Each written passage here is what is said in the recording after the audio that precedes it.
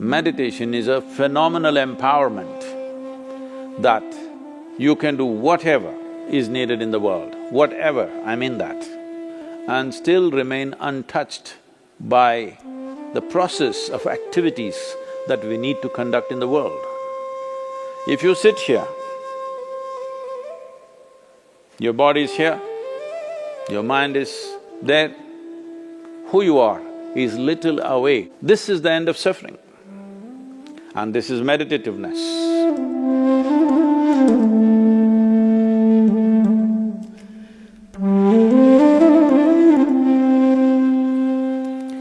Namaskaram.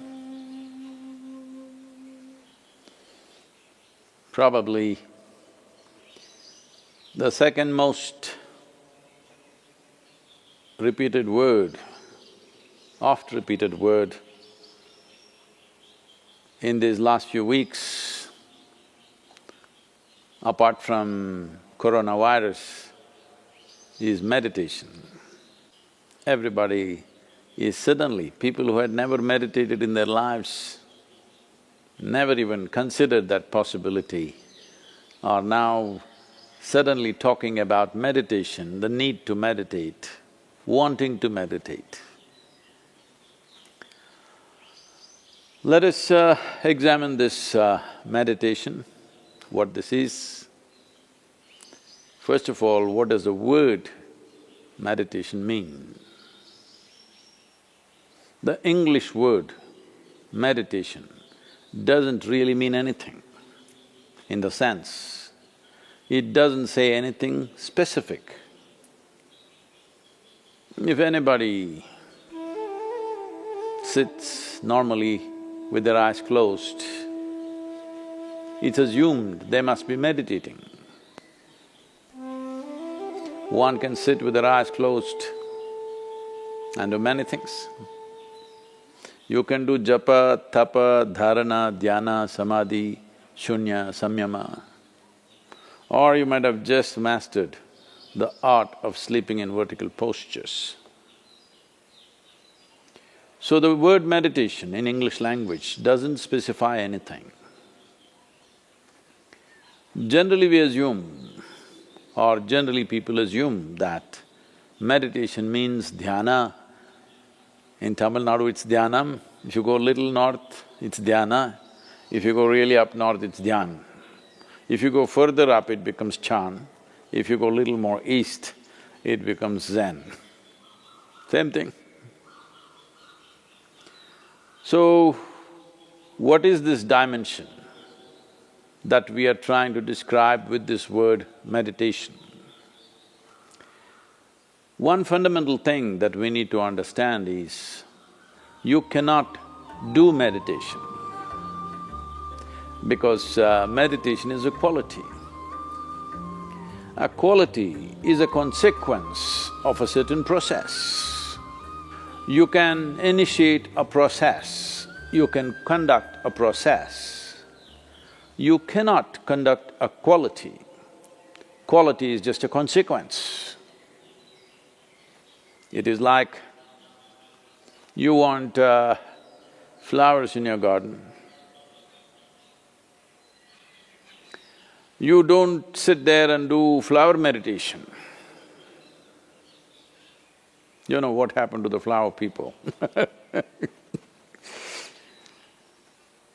If you want flowers in your garden, you don't have to think flowers. You have to think soil, manure, water, sunlight. If you conduct this process of these ingredients properly, flower and fruit is a consequence. But today, the world has become so goal-oriented. Because they're so goal-oriented, they are not interested in the soil, definitely not interested in the manure and all the other things, but they want flowers and fruit. If you want flowers without soil, manure, water and sunlight, well, you will have to settle for plastic flowers. Plastic flowers are very wonderful.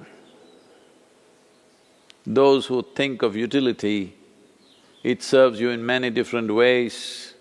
It comes with a 5-year guarantee. Flowers are a nuisance. If you keep flowers in your house, you have to look at them at least 5 times in a day, what's happening, are they thriving well or not. But if you keep plastic flowers in your home, 5 years guaranteed, unlike your life. If you're alive, there is so much to do. You even have to dodge the virus, invisible virus. But the dead only have to be preserved. So essentially, the dimension and the process that you're referring to as meditation is very life-oriented. When I say life-oriented, today largely you're material-oriented or at the most mind-oriented, maybe emotion-oriented or physical body, which is a material again. Largely life has become like this. People's idea of life is, if someone says, "my life," you're supposed to understand they're talking about their job. They're talking about the economic condition in the country or in the world, about their car, maybe about their dog, sometimes about their husbands or wives. It could be anything. But the only thing that's truly life is what is throbbing in this. This is life. The rest are arrangements that we have made, hoping that these arrangements will allow us to enhance our life. Whether it's education, career, relationships, marriage, children, wealth, whatever. All these things one is after only in the hope that it will enhance our life. As you know, most people, instead of enhancing their life, largely get entangled with these accessories. Accessories have become larger than the life process. Well, I think in a very cruel way, the virus is bringing focus on the life. You suddenly understand your expensive home has become a prison. Your expensive car is as good as junk because you can't drive it, at least for some time. And right now, the world is in a situation where we do not know how long will it take before you're back on the road and swing around a little bit in your automobile? You do not know. So now naturally a whole lot of people are asking all over the world, how to meditate, what should I do? As I said, you cannot meditate, but you can become meditative because it's a quality. If one cultivates their body, mind, emotion and energies to a certain level of maturity, you will be naturally meditative 24 hours of the day. Meditation is not an impairment that if you're meditative, you have to close your eyes and be limited to one place. Meditation is a phenomenal empowerment that you can do whatever is needed in the world, whatever, I mean that. Whatever is needed in the given situation and still remain untouched by the process of activities that we need to conduct in the world. This empowerment or without this empowerment. In fact, a human being is crippled because if what you have to think, feel, understand and act in the world is going to rub off on you in such a big way, naturally you will hesitate to do what is needed. Naturally you will avoid doing things that need to be done.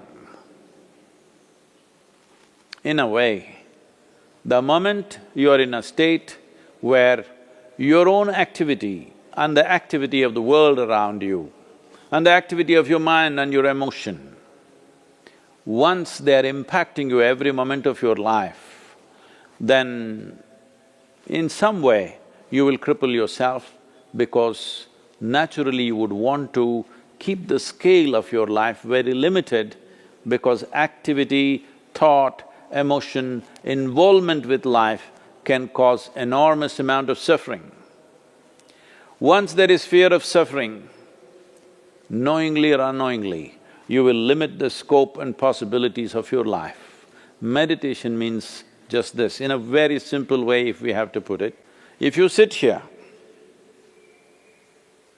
your body is here, your mind is there, who you are is little away from these two dimensions of physical body and mental accumulations. These two accumulations of body and mind, if a little space arises between you and this is the end of suffering. And this is meditativeness.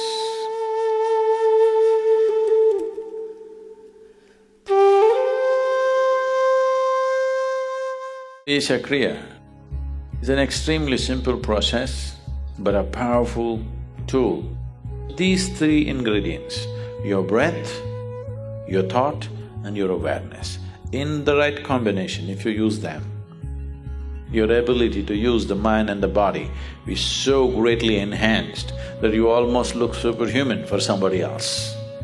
But I'm telling you, this is human. This is not about being superhuman. This is about realizing being human is super.